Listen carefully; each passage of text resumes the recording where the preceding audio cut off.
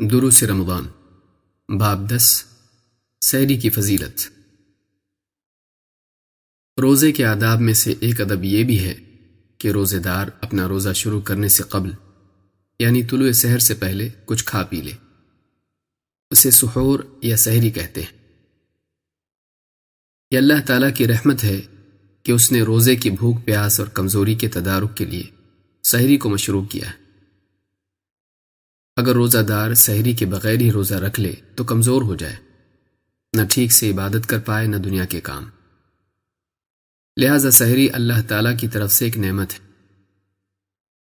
سحری نہ صرف روزے دار کی ضرورت ہے بلکہ وہ نبی کریم صلی اللہ علیہ وسلم کی سنت بھی ہے۔ آپ صلی اللہ علیہ وسلم نے اس کی ترغیب دی ہے۔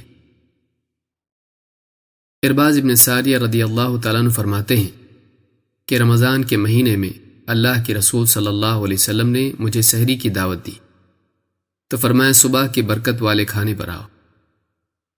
اس حدیث کو امام احمد، ابو داؤد اور نسائی نے روایت کیا ہے۔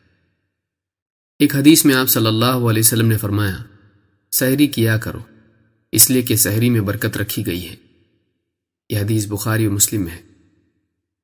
ایک حدیث میں فرمایا کہ برکت 3 چیزوں میں ہے: جماعت، سرید اور سحری۔ یہ حدیث طبرانی اور شعب الایمان میں ہے۔ ایک صحابی فرماتے ہیں کہ میں اللہ کے نبی صلی اللہ علیہ وسلم کے گھر میں داخل ہوا تو آپ سحری کر رہے تھے۔ آپ نے فرمایا یہ سحری تمہارے لیے اللہ کی عطا کی ہوئی برکت ہے، لہٰذا اسے چھوڑنا مت۔ یہ حدیث امام احمد اور نسائی نے روایت کی ہے۔ ابن حجر رحمہ اللہ کے نزدیک سحری کئی اعتبار سے برکت کے حصول کا سبب ہے۔ مثلا اس میں اتباع سنت ہے، اہل کتاب کی مخالفت ہے، عبادت کے لیے قوت کا حصول ہے، نشاط میں زیادتی ہے، بھوک کے سبب جو بد اخلاقی پیدا ہوتی ہے اس سے بچاؤ ہے، مانگنے والے یا بطور مہمان ساتھ سحری کرنے والے کی ضیافت پر صدقے کا اجر ہے، دعا کی قبولیت کے وقت میں ذکر و دعا کی توفیق ہے، اور جو شخص رات میں روزے کی نیت کرنے سے رہ گیا تھا اس کے لیے اس غفلت کا تدارک اور بھرپائی بھی ہے۔ یہ بندے پر اللہ تعالیٰ کا بے انتہا فضل ہے کہ اس نے روزے جیسے پرمشقت عمل کے لیے سحری کی نہ صرف اجازت دی بلکہ اسے ثواب اور برکت کی چیز بنا دیا۔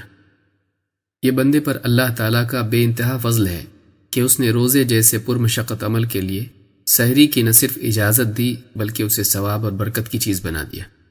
یہ اس بات کی دلیل ہے کہ اسلام میں نفس کے خلاف مجاہدے میں اعتدال کی تعلیم دی گئی ہے۔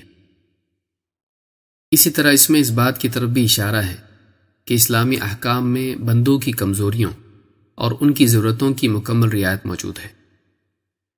سحری کی ایک اور فضیلت ہے، وہ یہ کہ سحری کرنے والا اللہ تعالیٰ کی رحمت اور فرشتوں کی دعائے مغفرت کا مستحق بن جاتا ہے۔ اللہ کے رسول صلی اللہ علیہ وسلم نے فرمایا سحری کھانا برکت ہے، لہٰذا سحری ترک نہ کرو، چاہے تمہیں پانی کا ایک گھونٹ ہی پینا پڑے، اس لیے کہ اللہ اور اس کے فرشتے سحری کرنے والوں پر صلاۃ یعنی درود بھیجتے ہیں۔ یہ حدیث امام احمد نے روایت کی ہے۔ اس حدیث سے سحری کی تاکید معلوم ہوتی ہے۔ اگر کھانا میسر نہ ہو یا کھانے کو جینا چاہتا ہو یا سحری کا وقت ختم ہونے کے قریب ہو تو آدمی کو چاہیے کہ یوں ہی بھوکے پیٹ روزہ رکھ لینے کی بجائے کم از کم پانی کا ایک گھونٹ ہی پی لے۔ حدیث میں ہے کہ سحری کرنے والوں پر اللہ اور اس کے فرشتے صلاۃ یعنی درود بھیجتے ہیں۔ اس کا کیا مطلب ہے؟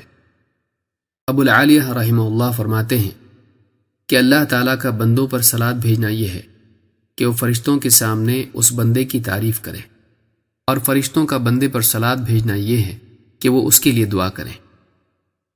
اس روایت کو امام ابن ابی حاتم نے اپنی تفسیر میں روایت کیا ہے۔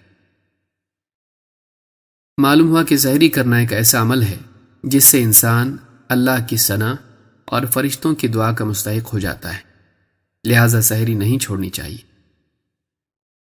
سحری کی اہمیت اس بات سے بھی ظاہر ہوتی ہے کہ اس میں اہل کتاب کی مشابہت سے پرہیز ہے۔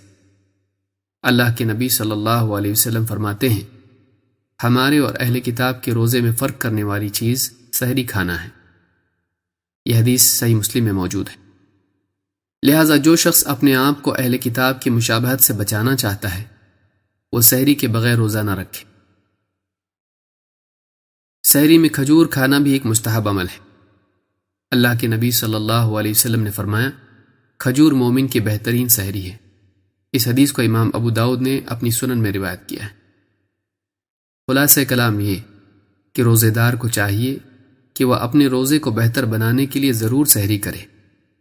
اس میں دن بھر کے کام کاج اور عبادات کے لیے قوت بھی ہے اور اسی کے ساتھ سنت کا ثواب و برکت بھی ہے۔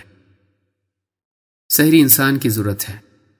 یہ اللہ تعالیٰ کی رحمت ہے کہ اس نے انسان کی ضرورت کو بھی اس کے لیے اجر و ثواب کا ذریعہ بنا دیا۔ سحری کھانا روزے دار کی ضرورت ہے، لیکن اگر وہ اتباع سنت کی نیت سے سحری کرے تو یہ کھانا بھی اس کے لیے اجر و ثواب کا ذریعہ بن جاتا ہے۔